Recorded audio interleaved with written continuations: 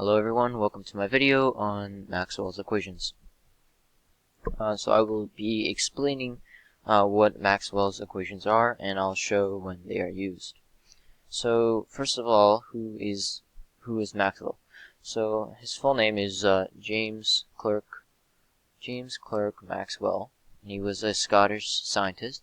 And what he did is he brought together 4 equations that explain that were used to formulate the classical theory of electromagnetic radiation. Alright, so now I will show you what they are. So the first equation is related to Gauss's law for electricity. Gauss's law for electricity.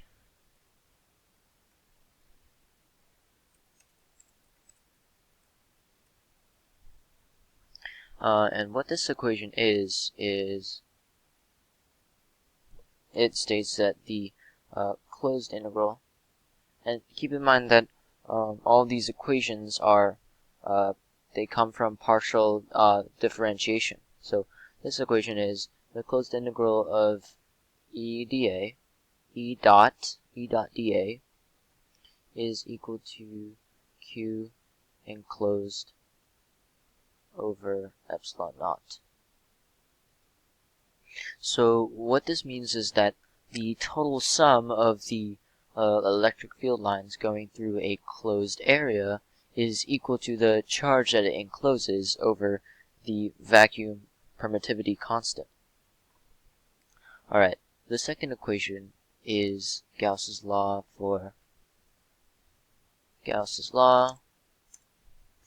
magnetism. And it's very similar to his law for electricity. So what this equation is, it is the closed integral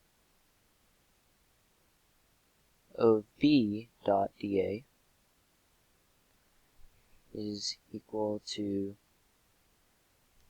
0. And so from this equation we can deduce that there exist no magnetic monopoles. See, if we draw a magnet, and let's label it north and south. So let's label this north, let's label this south, and we will see that the magnetic field lines will look something like this. And let's just go ahead and draw the arrows.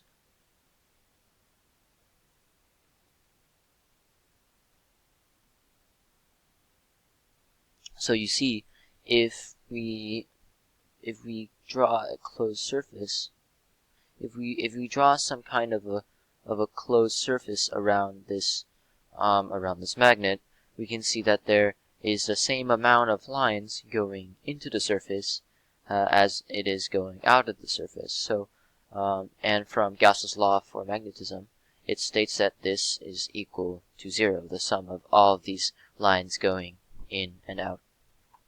So essentially, the number of lines going in cancels out the number of lines going out.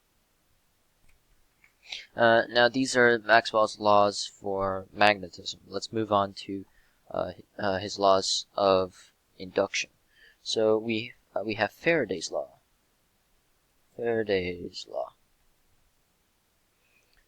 Faraday's law is the closed integral of E dot ds is equal to negative d flux, and this is magnetic flux, d flux over dt. And this left side does look very familiar.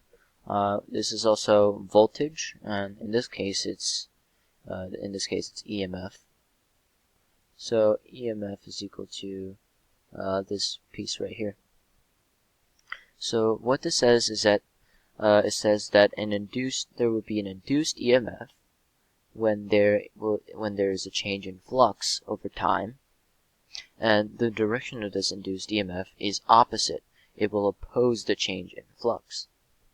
And this is really just an application of Lenz's law, because Lenz's law tells us that the EMF will oppose the change in flux, and Faraday simply put it into an equation.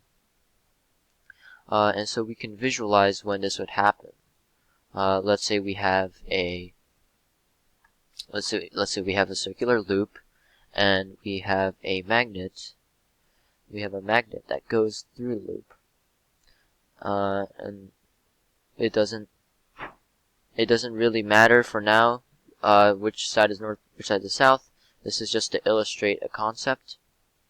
If it was moving through that loop, we would know that there would be a change in flux, because the number of field lines either increases or decreases as it moves in or as it moves towards away from a loop.